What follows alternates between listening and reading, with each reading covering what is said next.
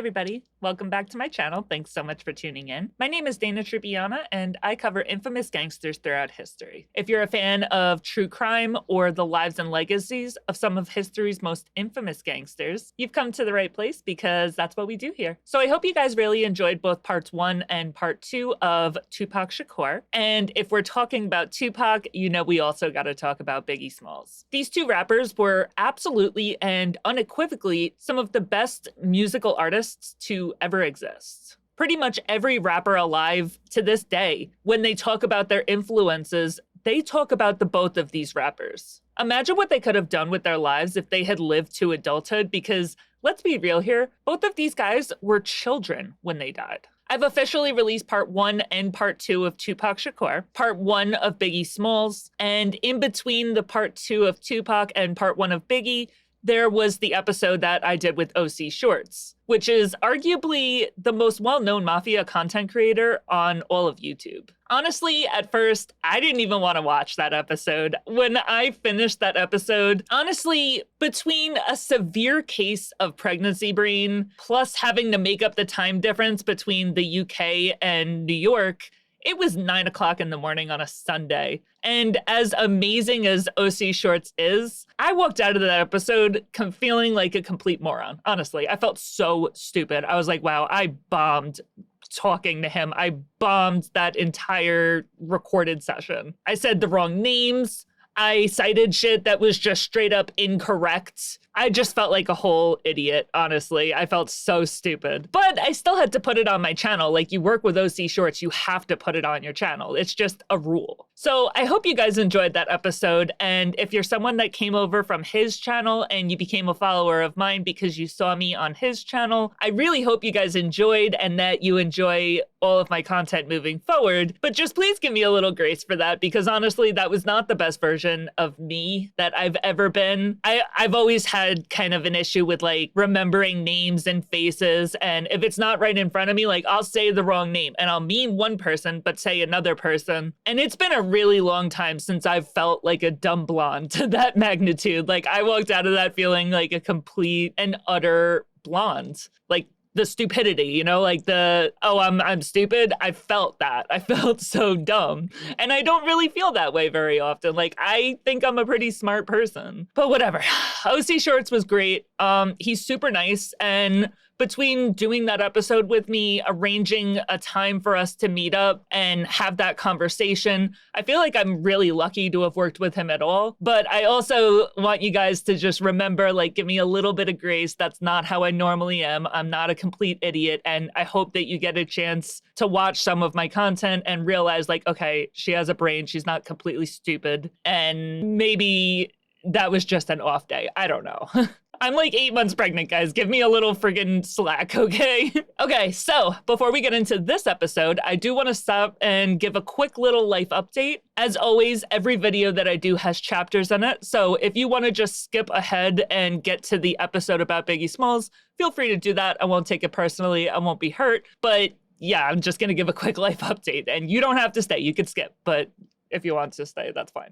So I am currently 31 weeks and 3 days pregnant. So in like a few days, I'll be 32 weeks, which is 8 months officially. So I'm in my 3rd trimester and I am heavy in that like fog of I barely know what the hell is going on. You ever watch How I Met Your Mother and they're joking around about Lily and like how she can't find her way to the table at the bar that she spends every single night of her life in? Like, that's some real shit, man. I literally feel like my brain exists outside of my body. Like, it's its whole other entity right now and I don't have access to it. It's ridiculous. I was so convinced that wouldn't happen to me. I was like, whatever, that's like a hormonal thing. And with all the hormone injections and everything that I've gone through with the fertility treatment, I'm not going to get that. Like, I've already been through the worst of the worst when it comes to hormones. Can I tell you, I've never been more wrong about something in my life. Holy moly. I am a botard. Like, I'm stupid. A cool thing that I do have coming up is I have my baby shower in a few weeks. It's on June 7th, which is super exciting. It will have already happened by the time this episode comes out. I'm just like really caught up and I'm ahead of schedule right now. So I'm recording this on May 21st, but this episode should come out on Tuesday, June 10th.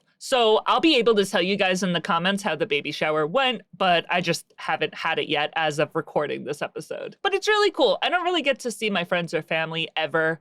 It's been years since I've seen most of the people that are going to be at the baby shower. So I'm really stoked to get like this little celebration, see people I never get to see, and get stocked on some baby stuff because like I've never had a baby. This is my first baby. I have absolutely nothing. Thank God for my amazing family and friends. And a lot of people have already bought a huge portion of my baby registry, which is amazing. And anything that doesn't get bought off the registry, I'm just going to go through and buy everything on my own. But I'm so thankful for people's help. And I wouldn't be able to do the entire thing on my own. So like all the big items have already been purchased, which is really cool. But hey, if you guys are parents and you have anything that's like, hey, most of the time people don't put this on their registry, they don't know to buy this. But when I had my newborn, I would not have lived without XYZ. I would really appreciate the tips. Like put it in the comments, let me know.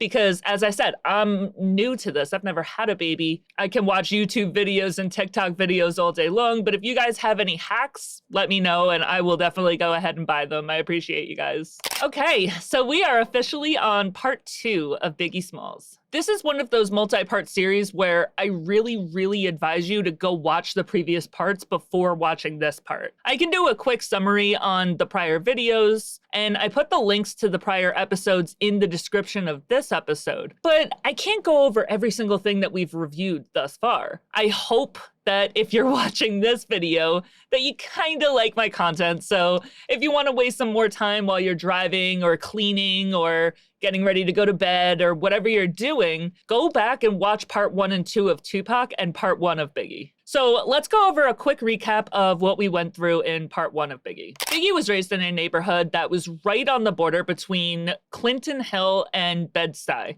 And now Clinton Hill is a really nice neighborhood, and Bed-Stuy, or Bedford-Stuyvesant, is a really bad neighborhood. And both neighborhoods are in Brooklyn, New York. His mother, Valletta, was an amazing mother to him, if not a little strict. She immigrated to America from Jamaica, and when she speaks, you can hear her accent, like heavy-duty accent. Whenever she is doing public interviews, which is like a lot, she does a lot of public interviews, you can hear that she is definitely from Jamaica. She brought her son, Christopher Wallace, to Jamaica every summer, and when he was in Jamaica, he would spend a lot of time with his family, and he would spend a lot of time with his grandfather, who Valletta says was a significant impact on him growing up, which is different than what he said, because he would say that he didn't have any male role models growing up. But Valletta says no, like he had his grandfather. He was very close to his grandfather. He saw him every summer. When he wouldn't see him, he would talk to him on the phone. He definitely had male role models. It just wasn't his dad. His dad left the family right before Christopher turned 3 years old.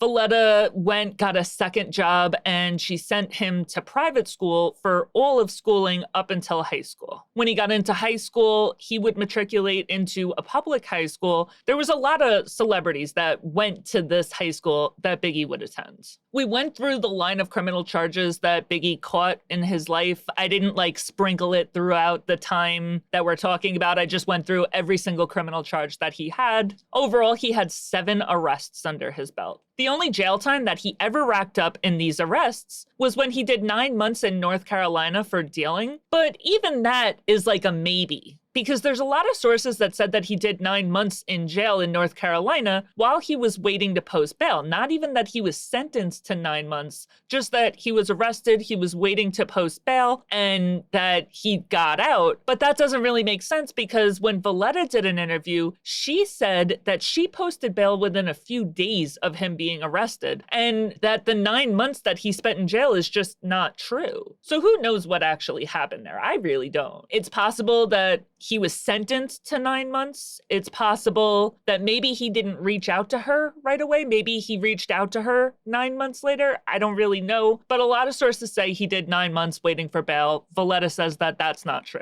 Biggie started rapping as a kid under the stage name MC Quest, Quest, but he really never thought he'd make anything of the musical thing because he slowly started hustling on the streets. He started selling on the corner and he started making some serious money selling. And he would take this money that he made and he would hide it in a backpack on the roof of his apartment building to hide it away from his mom because, like, how are you going to explain being 17 years old and having hundreds or thousands of dollars? So he would hide it in the backpack on the roof. After one of his best friends was offed in an altercation involving his friend's uncle, he started listening to his other friends who had been telling him like over and over and just bothering him to make a demo. So he listened to it and he had this whole like, live life to the fullest because it can just end out of nowhere. Get off the streets, do what you got to do to get off the streets. And he had this whole mindset going on. So he listened to his friends and he made a demo. When he made the demo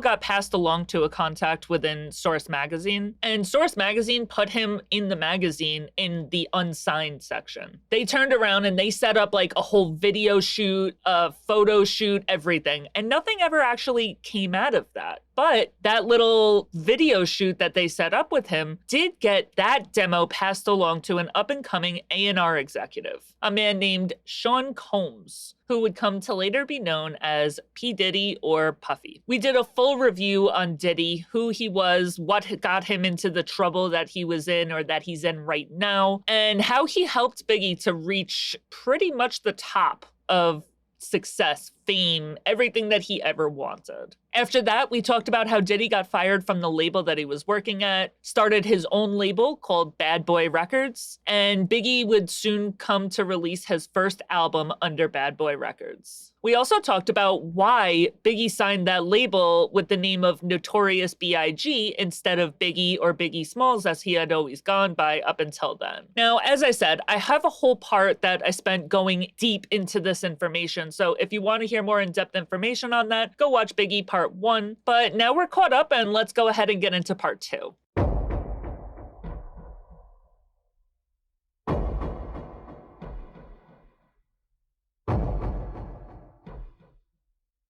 Ready to Die debuted on September 13th, 1994, and as soon as it went out, the album went double platinum, eventually reaching quadruple platinum, which is like huge. The hit single that came out of that album was called Juicy. Other titles included Things Done Changed, Gimme the Loot, Machine Gun Funk, Warning, Ready to Die, One More Chance, The What, Everyday Struggle, Me and My Bitch, Big Poppa, Respect, Friend of Mine, Unbelievable, and Suicidal Thoughts. Originally, the name of this album was going to be The Teflon Don, but Diddy didn't like it, so they switched it. But up until then, they really leaned into the whole, like, Italian gangster thing. Like, he had people in the Junior Mafia that were called Capone and Bugsy. He wore the hats like the Mafia Dons. And he wanted to name his album The Teflon Don. So it made sense. I personally think it would have been way cooler if the album was named Teflon Don, but that's just the mafia enthusiast in me. So who knows what the right call is? I don't know, whatever. It worked out. Anyway, this album went huge. It shot to number 13 on the Billboard 200 and sold 500,000 copies in the first week. Now, while Juicy was supposed to be the album's hit single, Big Poppa came out and it topped rap charts. And the song One More Chance sold 1 million copies as a single.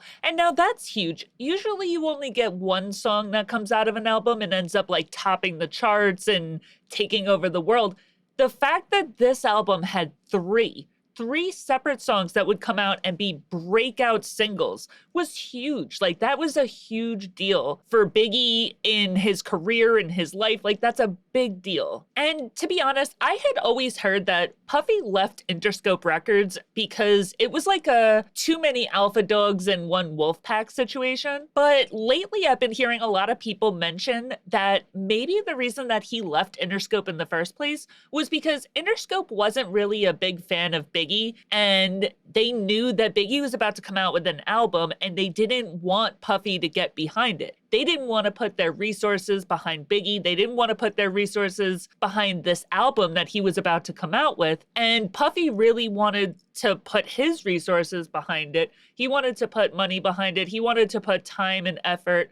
And he wanted to make Biggie a star, and Interscope didn't really want that, so Puffy ended up going out on his own. And if that were true, it would be because, like, the underlying themes of Biggie's music, it's not something that was really popular in music at the time. He was rapping about some seriously, like, dark and depressing and real-life stuff. And that's not something that you heard in any music at the time, let alone rap music. Like, you heard about, oh, I'm on the block, and, you know, you heard that kind of stuff, but the stuff that was in Biggie's music wasn't something that was really popularized. So we can see why Interscope wouldn't want to get behind him and why Puffy would. And I think the problem may have been compounded because the way that Puffy built Biggie's brand was meant to be like gangster. He built it towards like the Italian mafia. Oh, we're gonna name the album the Teflon Don. We're gonna put him in old school mafia hats and have friends that are artists that are called Bugsy and Capone, and they really leaned into the gangster thing, and I think Interscope may not have been fully behind that, but Puffy was. Puffy was ready to drop everything he had to bet on Biggie's career, and he did. He started Bad Boy Records because Interscope wouldn't back it up, and it ended up working out for him. And no, I'm not gonna lie, ever since the stuff with Diddy started going on,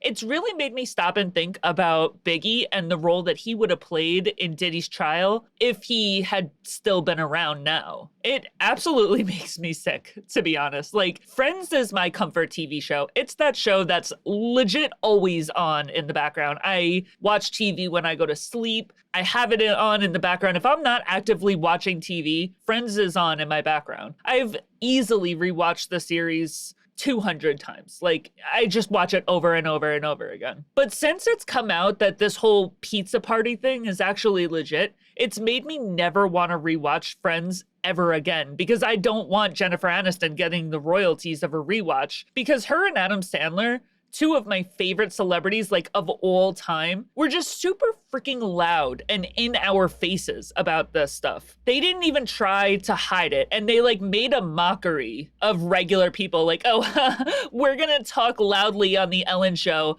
about pizza parties and how we have these pizza parties at our houses, and, you know, the poors will never figure it out. The poors will never know that we're really talking about, you know, what we're talking about. So it really irritates me, and it makes me never want to rewatch Friends again. And in that anger that I've been experiencing, and I would imagine a lot of other people are experiencing that at this time too, because pretty much every single celebrity that you've ever looked up to, every celebrity you've ever listened to their music, watched their television shows, watched their movies, had anything to do with them and supported them monetarily by buying their shows, buying their music, listening to it on Spotify, watching the shows on Netflix so that they get royalties, they've been pretty loud in our faces about the dirty stuff that they're doing behind the scenes. And while we're thinking about that, was Diddy doing that kind of stuff way back then when Biggie was around? And if he was, what was Biggie's level of involvement in it all? Or Tupac's. Tupac was really close with Diddy at the time too. Like, was Suge Knight involved? Like, it just makes you second guess everything. It makes you second guess every celebrity you've ever admired or watched something that they did or bought a concert ticket or streamed a song. Like, it really messes with your perception of reality and the media that you support and take in and pay these people with your attention, and you have no idea if this stuff is legit. So I don't know if you guys are feeling that way, but it's something that I've been struggling with ever since the Diddy trial started, because I've always been a huge Biggie fan, and now I'm second guessing that. So whatever, we're gonna just kind of pretend that that's not happening. We're gonna disregard that, because to be honest, I don't think that that's the case, just because Diddy was able to do a lot of the stuff that he did by leveraging the power that he already had. Now, when he signed Biggie, he really didn't have any power. He was an up-and-comer. He wouldn't have had the ability to do any of the stuff that he did if it wasn't for Biggie. And I don't think that, like, Biggie created this monster on purpose. So I don't want to turn around and say, oh, I hate Biggie because he had something to do with Diddy and we know what Diddy did. So we're just going to pretend for now, until it's proven otherwise, we're going to pretend that Biggie had absolutely nothing to do with everything that Diddy is into. With all the baby oil, with all the pizza parties, we're going to pretend Biggie not only had nothing to do with it, but had no idea what was going on, because we don't want to dislike any of these people right now until we're proven that it would be the case. And I very, very, very strongly feel like we will never get that proof. So we're going to carry on as if Biggie is still the amazing,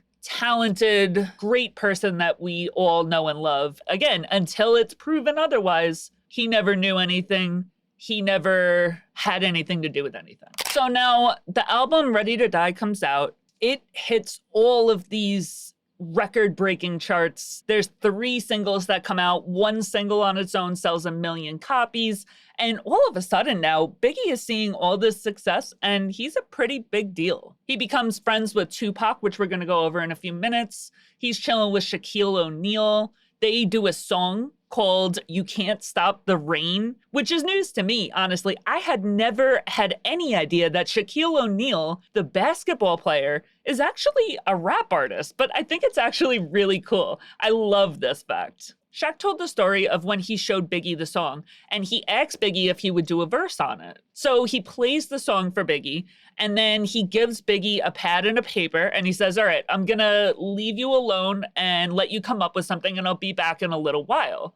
And Biggie turns around and he's like, no, it's fine. It's no big deal. I got it. And he steps up to the mic and he just spits absolute genius. Now, originally, Shaq made this song for kids. So when Biggie decided, like, okay, yeah, I'm gonna put this verse out on this song, the first verse that Biggie came out with had to be scrapped. He came out with this just absolute genius verse. And as soon as he finished doing it, Shaq had to be like, hey, you can't say that. And Biggie was like, oh, okay, you're right.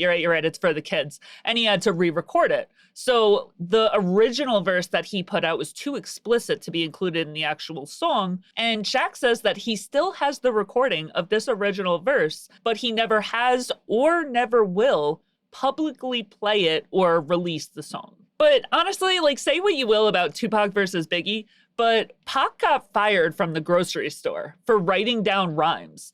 And Biggie just sang, rapped, whatever he did, right off like his head, right off the dome. His entire album was freestyled. And think of how boss that is. Like, I don't know about you guys, but I have absolutely no areas in this world that I'm talented like that in. There's nothing in this world that I could just come off the dome and just be a genius at. Absolutely nothing. Even these videos, I have scripts. And that's why I was saying at the beginning of this episode, like, I did a video with OC Shorts and I was a complete moron in it, because it was off the top of my head and I don't do names and faces, and I said one word and I meant another word and I came off like a complete idiot because I've had so many TBIs and my brain is just completely gone. But imagine being able to put an entire album out and it just coming off the top of your head. Like, Biggie is an absolute genius. My thing is, this is Big coming in. One, I gotta impress Big, because if Big say no, this is terrible, I'm done. I won't get a second shot. Big flew down, him and Lil C, so I'm nervous. And you know, we go in the studio, him and Lil C, he said, play it. So I played it, and he started doing this. Now I'm like, ah. So he like, okay, big dog, that's tight. And then I said, okay, he likes it, so I'm gonna let him, him and Lil C do their thing. So I said, here you go, Big, pad and pen. So he go hit the pad and pen, hit this button right here, I'm gonna be in the house. He said, no, I'm ready right now. Yeah. I said, what you mean you ready right now? And he started smiling, and he went in there and he killed it. And the first verse, I'm the only one that got it, and I'll never play it, he went off. All right. And I damn near had a tear in my eye because I had to press that button. I was like, Big. He was like, yeah, for the kids, my bad, Diesel. And then he did the verse that you heard. Another artist that Diddy was able to sign to his new record label was a female artist named Faith Evans. Puff had a party for his new artists that he was signing to this new label, and at that party, Biggie met Faith. The two had a whirlwind romance after the party, and that led to Biggie marrying Faith Evans after only knowing her for 8 days. So they got married on September 8th, 1995, meaning that the party that they met at was probably on September 1st. And they got married in a quickie wedding that they didn't even invite friends or family to. It's not even like they had a one-night stand and they got in trouble, like they got pregnant and they had to get married. The two would have their only child over a year later in 1996, when Christopher Jordan Wallace Jr. was born on October 29th, 1996. The marriage didn't last very long, and within 18 months, the couple would end up being estranged. I don't think they ever actually officially got a divorce, but like they were living separately. They weren't living together. Biggie and Faith got a house together in Teaneck, and Faith moved out, and Lil Cease and D-Rock moved into the house in Teaneck. And remember, we talked about this Teaneck house when we were talking about Biggie's criminal charges. According to them, they were there because an anonymous tip had been made about a parking ticket. So they had gone to the area and they were in the area checking out this parking ticket and ended up raiding Biggie's house. And he caught a whole bunch of charges at this Teaneck house. It was the weirdest thing in the world. Still makes absolutely no sense, but I don't know, man. There's a lot of really weird things with both Biggie and Tupac, like Tupac going to jail for 15 days for something he said on the radio that they didn't even have to prove. It's just weird stuff. Tupac getting a bail amount when he had already been sentenced. Biggie having his house raided because the cops were in the area and felt like raiding the house. It's just all very, very strange things. A lot of these quotes that I have from Biggie, it all comes from interviews that he did with Vibe. So during an interview with Vibe magazine, Biggie said, "I married her after knowing her 8 days, and I was happy. That was my baby. At the same time, with us being so spontaneous, we did it backwards. Maybe she won't admit it, but I will. We should have gotten to know each other and then got married. The relationship kind of dissolved, but we're still gonna be friends." Now, don't get me wrong, when I say a whirlwind romance, that is not to say that things went smoothly between them. They absolutely did not. Faith Evans and Biggie were a whole train wreck. Like, they were cannon fodder for like People magazine. Like, the whole media just took this relationship and ran with it. If you're old enough to remember these times, you already know where I'm going with this. If you aren't, let's go through it real quick. So Biggie Smalls and Faith Evans are already superstars. Each of them have a level of superstardom in their own right. Now, both of these megastars converge in marriage, and we all know what that means. Media frenzy. The entire time they were together, there was never a news article that wasn't about them. Like, there was so much coverage about this couple. Rumors flew that Biggie was sleeping with Lil' Kim while married to Faith Evans. Rumors flew that Faith Evans was sleeping with Tupac as a revenge tactic for the Quad Studios ambush that Tupac blamed Biggie for. And this claim that Biggie was getting with Lil' Kim while married to Faith Evans, it's not some wild, outlandish claim. He was ghostwriting for her, and he pretty much jump-started Lil' Kim's career. Lil' Kim was a member of Junior M.A.F.I.A, and she knew Biggie since they were teenagers. They grew up together. They spent a crazy amount of time together, and Biggie barely ever saw his own wife. They each had concerts. They were in different parts of the globe all the time. Their own skyrocketing careers had them barely seeing each other, let alone spending a whole lot of quality time together. And while they were separated,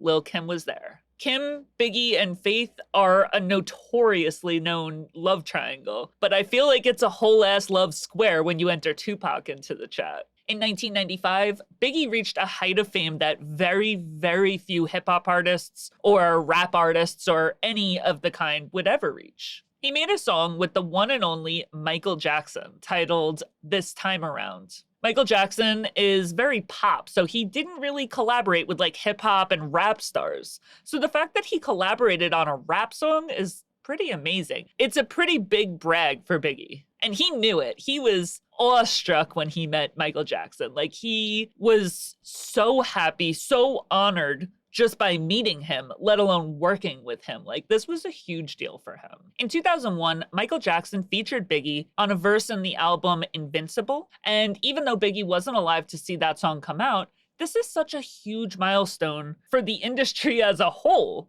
And I love that he did that. Michael Jackson was such an icon, honestly. Now, while this is like super cool looking back, like this is such a huge honor for him, this is such a big moment for his career, it did come out later on that when the meeting went down, Biggie would not let Lil Cease come and meet Michael Jackson, even though Cease was with him like literally every minute of the day. He spent all the time with Lil Cease. He didn't let Cease come to this meeting because Biggie said that he didn't trust Michael with kids. Which is another thing that makes me feel like he had nothing to do with this Diddy stuff. Like, he went to the level of, I won't even let Cease meet one of the most famous artists of all time because I need to watch out for you. I can't imagine him having anything to do with all this stuff with Diddy that's going on. It makes sense that he would be a little weary around Jackson because Jackson had been hit with SA allegations from children in 1993. So this was something that followed him throughout his entire career. Like, I feel like a lot of people think that these allegations came out after he passed away,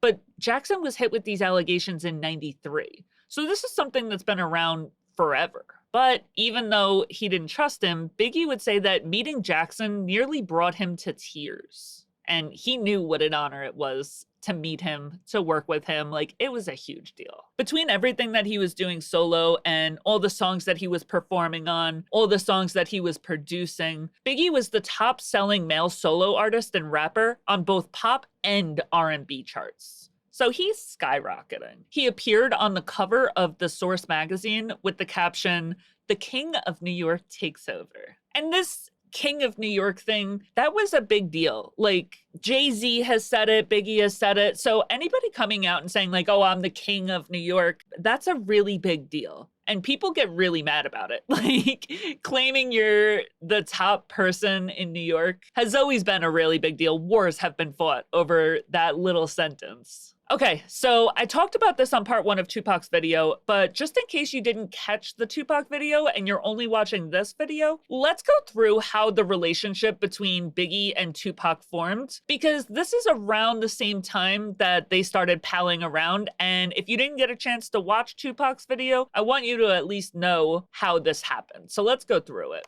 Biggie and Tupac met when Biggie's in California and he's playing around. He goes to a dealer and he tells the dealer, I really want to meet Tupac. And the dealer goes like, I bet I can make that happen. Let's go. So the dealer grabs Biggie and they head over. The dealer introduces Biggie to Tupac and the two become besties. At that first meeting, Tupac shared a big freezer bag of the greenest vegetables I'd ever seen. From that point, let's say they eat the vegetables. They're all feeling good, and Tupac pulls out a green army bag that's filled to the brim with pew-pews. And if you've ever seen one of these green army bags, they're very big. If it's filled to the brim with pew-pews, there's a lot of pew-pews. They're unloaded, and the guys just instantly turn into 5-year-olds. And they have these unloaded pew-pews, and they're running around the backyard. They're playing with them. None of them have any ammo in them. And they're just playing. There are cops and robbers playing in the backyard. Now, while they're all having fun in the backyard, Tupac goes inside and he whips up some food. He serves the guys steaks, French fries, bread, and Kool-Aid. As I said when I talked about this on Tupac's episode, I'm from New York, okay? I've known a whole lot of dudes from New York. And let me tell you right now, this scenario that's described here is what every New York guy friendship has ever been formed from. Eating vegetables, having steaks and Kool-Aid, running around playing cops and robbers with real pew-pews. Like, this is the stuff of great bromances, okay? These guys are besties. Since these guys are both rappers, they're both on the fast track to success. They regularly would go to each other's necks of the woods. So like Tupac would come to Brooklyn and he'd pick him up in a limo. Biggie would go and see Tupac wherever he was, if he was in California, wherever he was living at the time or wherever he was hanging out. He would go there, he'd crash on his couch. Like, they just became really good friends. They went public with their friendship too, and Tupac had a pretty big hand in helping Biggie build his career. He would say that Biggie was his lieutenant. Tupac would bring Biggie with him when he would perform They performed together at the Budweiser Superfest in Madison Square Garden in 1993. When Tupac would have his own concerts, he would bring Biggie up. Tupac just had a pretty big hand in helping Biggie create his career. They did freestyles together, and if Diddy had, let's say, 70% to do with building Biggie's career, Tupac had the other 30. He was a huge driving force behind building his publicity. Now, I went over it in full on my Tupac episode, so if you're interested in this, go watch that. But I'll give a shortened and condensed version here of what happened that led to the beef between these two best friends. So Biggie keeps reaching out to Tupac. He wants Tupac to be his manager instead of Diddy. He wants to be in Tupac's rap group that he had formed called Thug Life. He wants to be professionally connected to him, and Tupac just kind of keeps brushing him off. He keeps saying no. He doesn't really want anything to do with him, and Biggie really doesn't understand why. But while he's brushing him off and he's not building like a public connection with him, he does keep helping him. He keeps saying, okay, I'm going to do a concert. Come up on stage with me. I'm going to perform at the Superfest. Come up and do it with me. So while he's not like throwing his hat in the arena and taking him on as a manager or anything like that, he is helping him. So it's not like he's just completely blowing him off. Tupac starts hanging out with this guy named Haitian Jack, and he's hanging out with him as kind of a case study. Tupac is getting ready to play the part of Birdie on the movie called Above the Rim, and Haitian Jack is pretty much living real life Birdie. So Tupac starts hanging out with Haitian Jack and saying that this is kind of a case study. He's getting ready for the part. He's studying the way that Haitian Jack moves. And Haitian Jack ends up getting Tupac jammed up on some serious charges. Tupac is arrested for the essay of 19-year-old Ayanna Jackson, who was essayed in his hotel room. And I don't say allegedly because Tupac was found guilty of this. So when he first gets arrested, Tupac is convinced that Haitian Jack set him up for this, and he says so in a public interview. The problem is, there's a reason that he was studying Haitian Jack for this role. Haitian Jack's no joke. He's a serious gangster, and coming out in the news and pretty much calling him a snitch and accusing him of setting him up on charges is a serious crime on the streets. That's not something you just get away with. When Biggie first found out that Tupac was hanging around with Haitian Jack, Biggie had gone to Tupac and was like, listen, I know this guy. I grew up with him. I know him from the block. He's bad news bears. Stay away from Haitian Jack. Do not hang out. Do not pass go. Stay away. And Tupac doesn't listen. So Tupac gets arrested. He gets out on bail. And because he's facing a lot of financial hardships, he goes to record a verse on another rapper's song. And he goes to do this at Quad Studios. He's going to record this verse on the other rapper's song, and he's going to get paid for it. So he shows up at Quad Studios to record the verse, and he ends up getting jumped by 3 dudes that are standing outside of the studio. Biggie and Diddy are in the studio when this happens, so he's down on the ground floor about to walk into Quad Studios. Biggie and Diddy are on like the 3rd floor in an actual studio. They're recording a song. And now Tupac thinks that Biggie and Diddy, at best, knew that this was going to happen and didn't do anything, didn't tell him it was going to happen, didn't do anything to stop this from happening, and at worst, had something to do with putting together the robbery and the beating and him getting blasted. And honestly, I kind of agree with Tupac.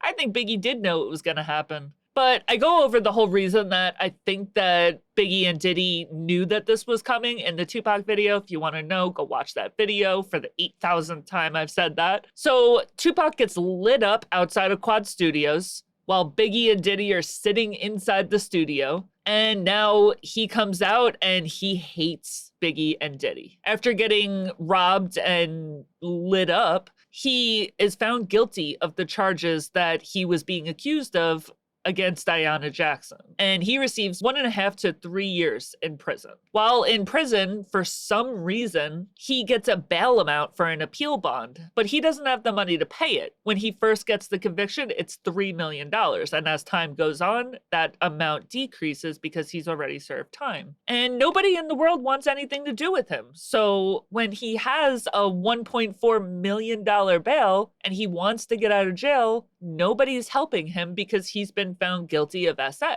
Nobody, that is, other than the super famous and notoriously dangerous label head that's been chasing him around Suge Knight, label head of Death Row Records. Now, as I said, Suge has been chasing him around. He's been wanting to manage him. He's been wanting him on his label. But Tupac's been saying no, he wants nothing to do with Suge. It's well known that Suge Knight held Vanilla Ice over the balcony with his ankles. He has all kinds of bad publicity, and he's known to be violent. He's a very public member of a gang, and Tupac doesn't want anything to do with it. That is, until he's sitting in jail with a $1.4 million bond and no way to come up with it. Then, at that point, Suge is worth a conversation. So Tupac tells his wife to go talk to Suge, and Suge steps in. He pays Tupac's $1.4 million bond, gets him out of jail, and whisks Tupac off to California. Now, during the time while Suge Knight is visiting the prison to negotiate the terms with Tupac, Suge goes to the jail, has a conversation with Tupac. Tupac agrees to become part of Death Row Records, and Suge leaves the prison and goes to the Source Awards. And we'll do a quick overview, again, a lot more details in the Tupac episode. So Suge Knight goes to the Source Awards and he takes the stage and he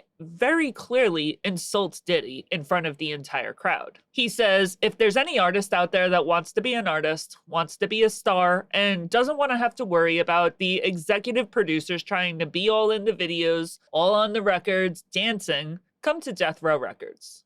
Any artist out there want to be an artist and want to stay a star, won't have to worry about the executive producer trying to be all in the videos, all on the record, dancing. Come to Death Row.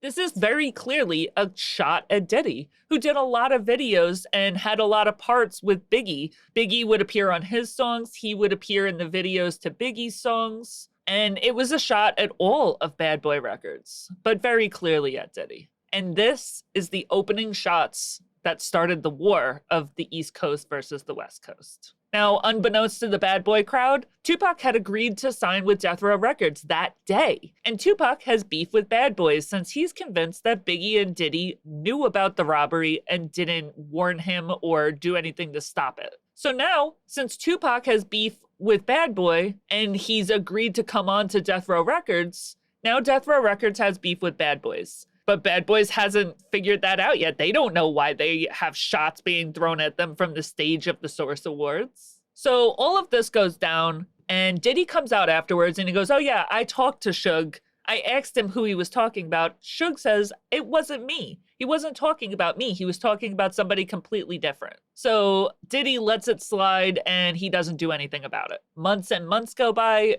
No mention. So it seems like maybe it really wasn't about Diddy. A few months later, Diddy and Suge are at the same party, and a fight breaks out between the two of them. At this party, they've got some heavy hitters around them. Suge Knight is a well-known Mob Piru blood, and Diddy has some of his own badasses around him. These badasses just so happen to belong to a rival gang, the Crips. So both of them, they're going back and forth, and both of them have some bass in their voice because they have their boys around them. They're not scared right now. Now, once they're going at it, the peripheral people start going at it, right? So you got Diddy and Suge going at it, and then Suge's boys start going at it with Diddy's boys. Because they're from rival gangs. They'll take any excuse to fight with each other. They love throwing down. Crips and Bloods love going at it. And that's exactly what happens at this party. The two groups start throwing hands. They get thrown out of the party. And once they're out of the party, Diddy's boys take it a little too far. One of Diddy's boys walks over with a pew-pew, and he takes out one of Suge's boys. Now, this would set off an actual war. This is no longer shots being fired over songs. This is an actual war that breaks out on the streets of California because a Mob Piru blood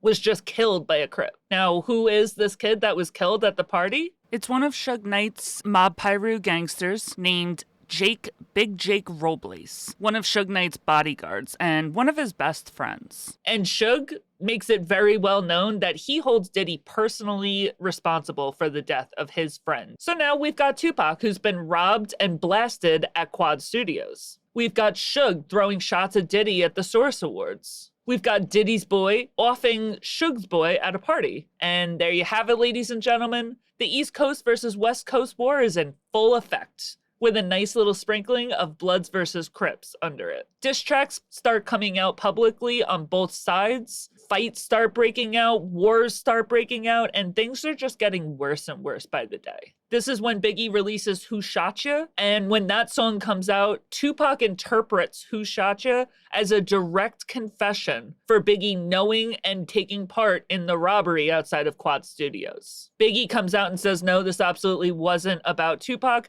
I had this made and released way before that actually happened to Tupac. It's not even possible for this to be about Tupac, even if I wanted it to be. I have no beef with Tupac, but even if I did have beef with Tupac, it could not be about him, but it doesn't really matter. Now Suge is coming for Diddy, and Diddy doesn't like that. Diddy goes to a well-known Crip named Keefy D and tells him he'll pay him $1 million to take out Suge Knight. So at this point, the fight goes down that we talked about in part 2 of the Tupac episode, where Tupac attacks Orlando Anderson and blah, blah, blah. We literally went step by step through this fight.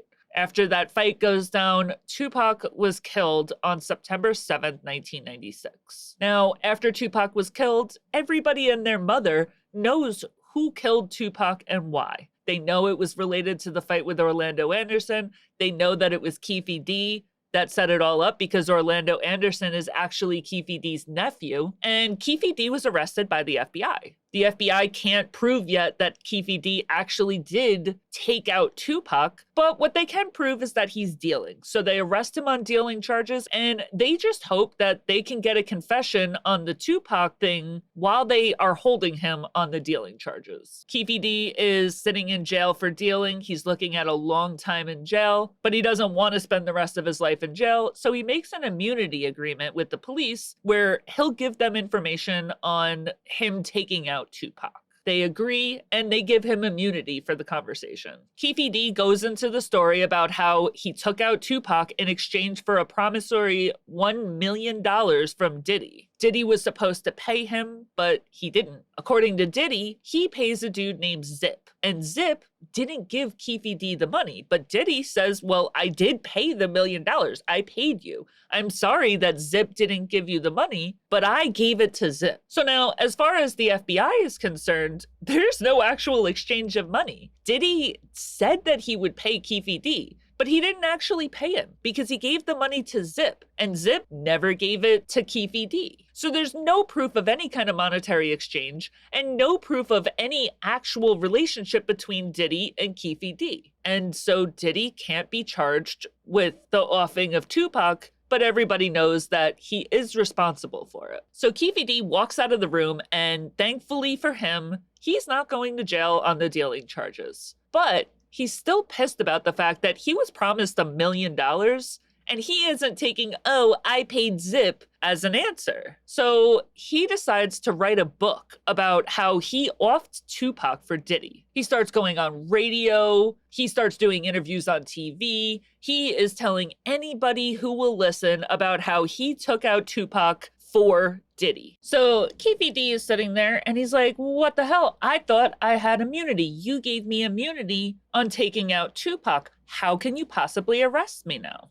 Well, it turns out that the LAPD had given him immunity for the dealing charges and for any confessions that he made about his role in taking out Tupac in exchange for getting out of jail on the dealing charges. But when he went on to write a book and do the interviews on TV and do the radio interviews and everything and get like famous for coming out and saying, I took out Tupac, that immunity was no longer in play when the Las Vegas police turned around and arrested him. Las Vegas police turned around and said, hey, we found new evidence on our own by listening to your interviews and everything. And this new evidence was not covered under the immunity. And lo and behold, Keefy D is now standing trial for the murder of Tupac Shakur. Now, this is a whole different situation than, let's say, O.J. Simpson, okay? I did a 5 or 6 part series on O.J. Simpson, and he actually came out and confessed to taking out Nicole and Ron. But the difference there is that O.J. Simpson had already been tried and found not guilty. So he could have come out and looked dead at the camera and said, yep, I did it. I took out Nicole and I took out Ron. And with the book that he wrote, he pretty much did do that. He only had the ability to do that because he had been charged and found not guilty. There's a very big difference between being given immunity during an interview as opposed to going and standing trial and being on trial for 35, 40, 50, 60 years and being found not guilty. So that's how they were able to jam Keefe D up. Okay, so back to Biggie. So Faith comes out, and Faith is talking about the day that Tupac died and how Biggie had called her and he's crying and he's really emotional and really upset about the fact that Tupac is no longer here. This isn't the first time that Biggie's ever known anybody that was killed. Remember, we talked about Ali being one of his best friends, and Ali had been shot to death. But this hit home a little more for Biggie because a lot of people put the blame for Tupac's death onto Biggie. Tupac's death was seen as a consequence of the East Coast versus West Coast war and just kind of like a side effect for the beef that had started between him and Tupac. It was seen as a war that was started when he got robbed outside Quad Studios, and Tupac had already made it very clear that he blamed Biggie for this. So even though the cops aren't coming and arresting him, pretty much the whole world is looking at Biggie and saying, you're responsible for Tupac's death. And as somebody that was a really good friend and looked up to Tupac and spent a lot of time with Tupac, this really hurt him. Like he took this on a very personal level. He was not just okay with this at all. Now, while all this beef was going on with Tupac, Biggie did an interview in October of 1995 where he came out and said that he hadn't yet made a dime on Ready to Die. Now, that's pretty crazy because when he said that, the album had sold 2 million copies. Figure if that's $15 a CD times 2 million copies, the album has now made $30 million. And Biggie is claiming that he hasn't seen a dime of it. He started working on his next album, Life After Death. And the way that Biggie viewed this, he viewed this as a way to change the feeling of hip hop. Currently, the entire hip hop scene had a very negative, grieving, sad feeling about it, and he wanted to change that with Life After Death. He recorded the album in New York City, Trinidad, and Los Angeles. And it took forever to come out with this new album. Like, this was not snap your fingers and done. This album took a really long time. The way that the album was put together was, it was made as like one piece, documenting a street hustler's morality tale that ended with the person that was talking taking himself out. It took such a long time to record this album because, first off, he was arrested during this time, and that's going to put a pretty big wrench into things as far as making the album. At the same time, there's this whole East Coast versus West Coast beef that's going on. And the last kicker is that Biggie got into a car accident while he was making this album. He injured his left leg, leaving him walking with a cane. Eventually, he started out in a wheelchair, and the accident seemed to be preordained. Like, that accident was going to happen. Now, remember when we went over the arrests that Biggie had? The last one, the one that he got arrested and his car was impounded for eating vegetables outside the Fulton Mall. When his car was impounded, he still needed a car. So he rented a Chevrolet Lumina SUV. He went to rent this car with Lil Cease, and Lil Cease said he didn't want to rent this particular car because there was issues with the brakes. The brakes had been worn down all the way to the rotors, and you could hear it. Every time you touched the brakes, you could hear the screech of the brakes. So he wanted to go switch it out and get a different car. C said that as he was pulling out of the dealership, he crashed into the dealership. Now, instead of stopping and turning around and getting a new car, one where the brakes actually worked, Biggie said, F it, and they just kept going. And he didn't want to deal with going and switching it out, so he just said, just keep driving, we'll figure it out later. Absolutely genius move. Even more genius, when this happened, it was raining outside. They wound up taking the turnpike, and they slid out on the turnpike and got into a one-car collision, going head-on into a rail. And that accident would leave Biggie with an injury so bad in his left leg that it was broken, required surgery, and required a pin to be inserted into his left leg, and it left Cease with a fractured jaw. So this decision not to switch the car out was a pretty bad one, but at the same time, I don't know why he didn't want to do it. The only thing I can think is maybe the dealership had like left the keys and it was like after hours, and if he wanted to switch the car out, it would have been like a big deal. Like I've had it where I've talked to the dealership that is renting me a car and they say, okay, we're going to leave the keys in the lockbox, just go into the lockbox, get the keys, and you could take the car. And then if he wanted to switch it out and get a different car, he probably would have had to go back the next day. So maybe Biggie said, okay, let's just take the car back. We'll come back tomorrow when it's business hours and we could talk to somebody and switch it out. But we need a car right now. We don't have a car at all. And that's what I'm thinking probably happened. But again, I don't know. I never heard anything about why this happened. I just know that this one car accident took a pretty big impact. Having surgery and having a pin inserted in your leg is no joke. But eventually they did get Life After Death recorded and wrapped up. And as soon as Life After Death was all wrapped up and ready to go,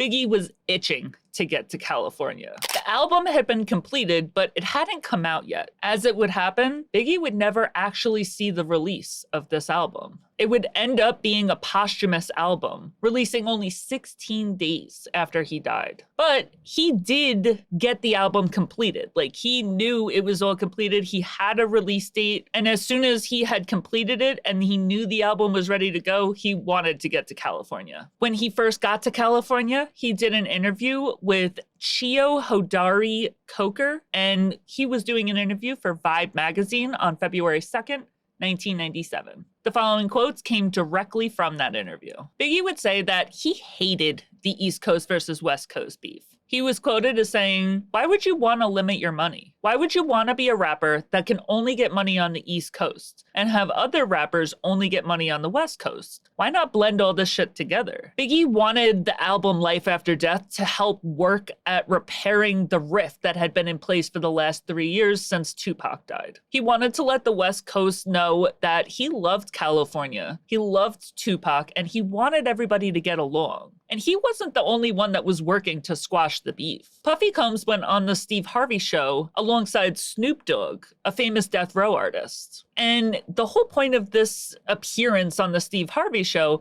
was to prove that successful African-American men could come together regardless of any geographical locations, any affiliations, who they were signed with, or any bad blood between them. They could come and work together. And that was the whole point of showing up on the Steve Harvey show. Life After Death's song list was the Life After Death intro, Somebody's Gotta Die, Hypnotize, Kick in the Door, which was kind of a Nas diss, Effing You Tonight featuring R. Kelly, Last Day featuring The Lox, including Jadakiss, I Love the Dough featuring Jay-Z and Angela Winbush, What's Beef, Big Interlude, Mo Money, Mo Problems featuring Diddy and Mace, N-Words Bleed, I Got a Story to Tell, Notorious Thugs featuring Lazy, Crazy, and Busy Bone, aka 3/4 of Bone Thugs and Harmony. Miss You, Another featuring Lil Kim, Going Back to Cali, 10 Crack Commandments, Play a Hater, Nasty Boy, Sky's the Limit featuring 112, The World is Filled featuring Too Short, Puffy, and Carl Thomas, My Downfall featuring DMC, Long Kiss Goodnight, and finally, You're Nobody Till Someone Kills You, with Faith Evans playing background vocals. Now, when Biggie did the interview with Vibe magazine, he talked to the Vibe magazine writer about the interview between Puffy and Snoop Dogg. He said, "I thought it was something that had to be done. It was a conversation that was held by Snoop, myself, and Puffy so long ago. I'm glad it took place too, because that's all it would take is for Snoop to say, it ain't no beef, for me to say, it ain't no beef, Puff to say, it ain't no beef. Then fans would be like, it ain't no beef." When he was asked about Tupac, he said a lot. I honestly can't find one instance where Biggie dissed Tupac by name anywhere. Like nowhere. But after he died, even the innuendos changed. He said, "When he died, that shit fucked me up. I know so many people like him too. So many rough, tough motherfuckers. When I heard he got shot, I was like, he'll be out in the morning, smoking some weed, drinking Hennessy or whatever. You ain't thinking him. You ain't thinking he's gonna die. Ironically, he would go on to say, you just keep thinking, a person making so much money, their lifestyle should be more protected. You know what I'm saying? Their lives should be more protected, where things like a drive-by shooting ain't supposed to happen. That shouldn't have happened, man. He's supposed to have lots of security. He ain't even supposed to be sitting by no window. He went on to say, it's crazy for me to even think about saying this. Thinking that a rapper can't get killed because he raps. That shit can happen, and I'm stupid to even think it couldn't. Obviously, I say that's ironic because he would go on to die that way not too long after this interview.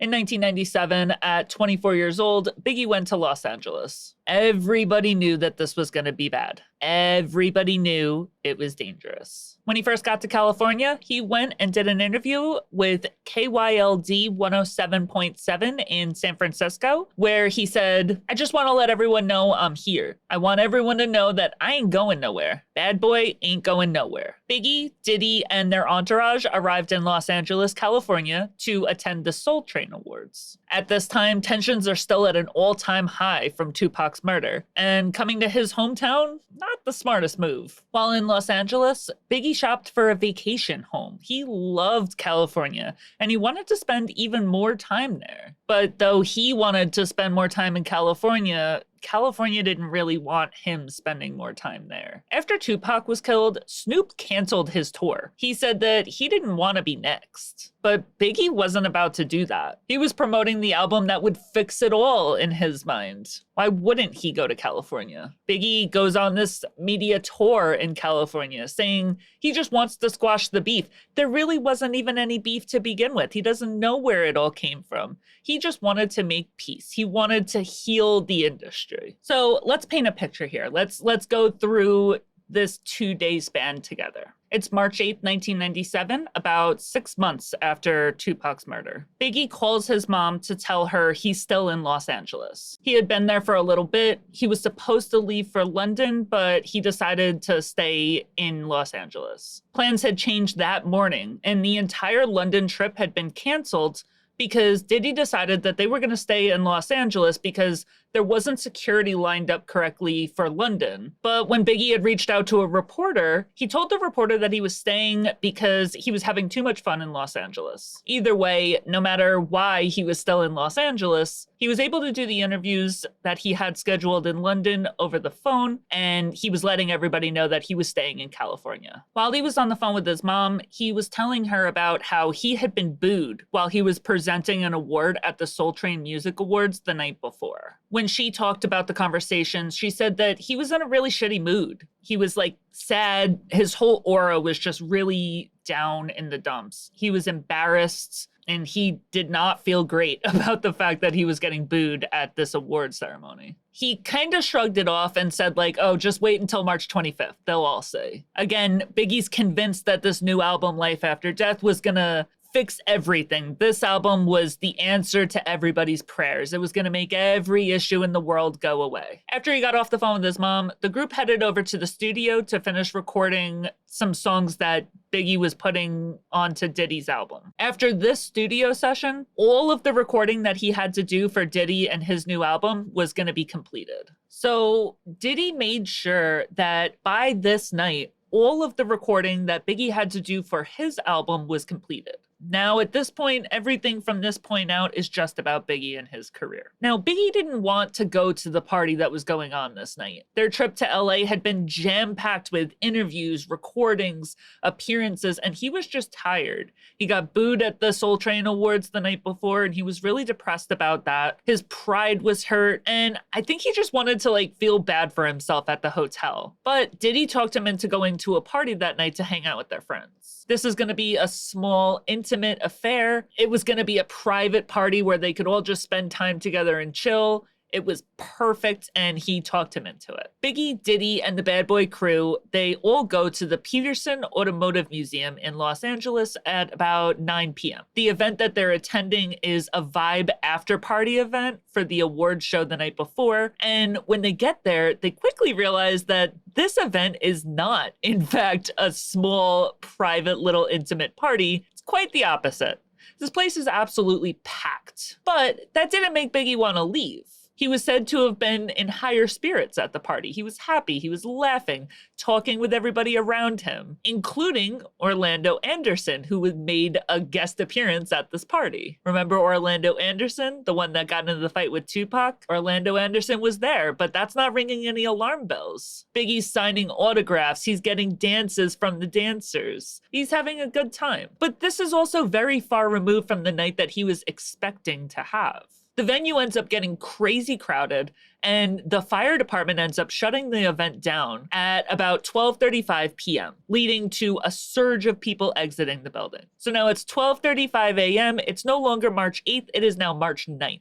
So earlier in the day, Biggie's security had gotten a phone call. The person on the phone had let the security know that people are coming to take out Biggie. There's an active death threat against him. Security for both Diddy and Biggie are armed, and they're ready to take out anybody that gets even a little bit close. So now the fire department closes the venue down, and the crew leaves the Peterson Museum, and they're headed to an after party for the after party at an Interscope Records executive's house. They walk over to their cars because their cars weren't parked in the actual parking lot. They were parked down the street. So they get to their cars, and there's a convoy of 3 cars. Diddy is in car number 1 with Eugene Deal. Biggie is in the second car with Gregory Young, Damian D-Rock Butler, and Lil Cease. And then the third car is filled with security. Now it's 12:49 in the morning. Biggie is sitting in a dark green 1997 GMC Suburban. Biggie's car and Diddy's car are nearly identical, and Biggie is sitting in the passenger seat of the car. How and why the hell security let Biggie sit in the passenger seat of the car when Tupac had just been killed in the passenger seat of a car 6 months earlier when there's an active death threat against him is beyond me. I don't know. I don't know how this happened.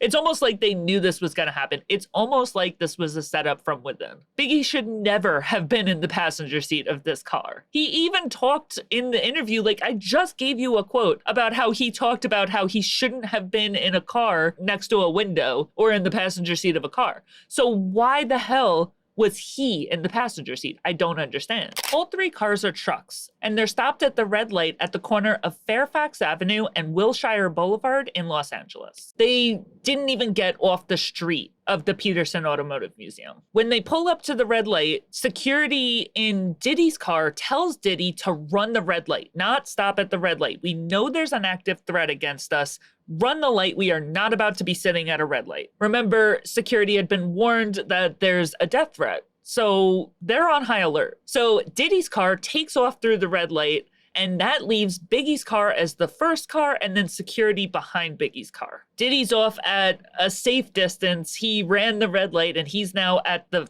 red light on his own, the light ahead. As Biggie's car is sitting at the light at Fairfax Avenue in Wilshire, a dark-colored, dark green or dark blue Impala pulls up alongside his car at the right-hand side of his car. There's only one person in this car. The driver was described as an African-American man, early 20s, wearing a dress shirt, a suit, and a bow tie with a receding hairline. The driver pulled out a silver automatic pistol, stuck it out of the car window, and opened fire. Now, again, Biggie's in the passenger seat. They see the Impala pull out a gun, and shots start ringing out into Biggie's car. Somewhere between 6 and 10 bullets were shot into the car from a 9mm handgun, and Biggie was shot 4 times. At the scene, Lil Cease said a Muslim shot Big. Apparently, this Muslim had made a move at the car at the first location and acted like he was gonna do something, but when a security guard pulled out a gun on him, he backed off real quick. As much as the identity didn't seem to be known by anybody that was in any of the cars, it seemed like Biggie did know exactly who this was. He didn't have time to say so, but according to D-Rock, Biggie knew who it was. He had a look on his face, and D-Rock said that if Big had lived, if he had been able to get out even a sentence, he would have said who it was that shot him. The 2 cars hadn't even made it far enough away from the museum to separate from all the people that they had just been spending time with.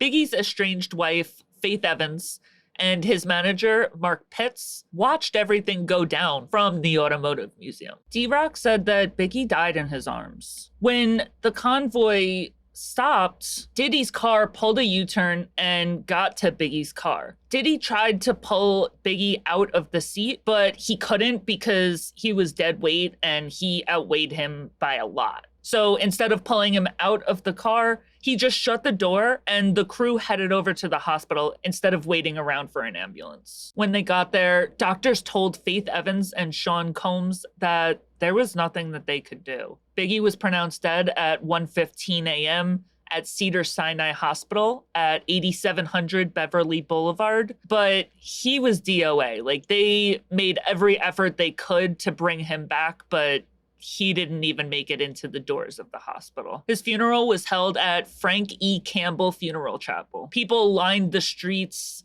hung out windows, police watched. Like, there was a big showing for his funeral. His grandmother, Gwendolyn Wallace, found out that he was gunned down when she turned on the news the next day. As somebody who found out that my own mother died on a Facebook post, I understand just how traumatic it can be to find out that something happened to your loved one from a media outlet. Like, it is heart-wrenching. I feel so bad for her that she turned on the news and saw that her grandson had died. The funeral was gigantic. People flooded the streets of Brooklyn as a cavalcade of cars, led by a hearse, followed. At the funeral, Diddy made a eulogy. He said, "Big made me feel like I could conquer the world. Every day I wake up and pray that it's all just a horrible dream, but it's not.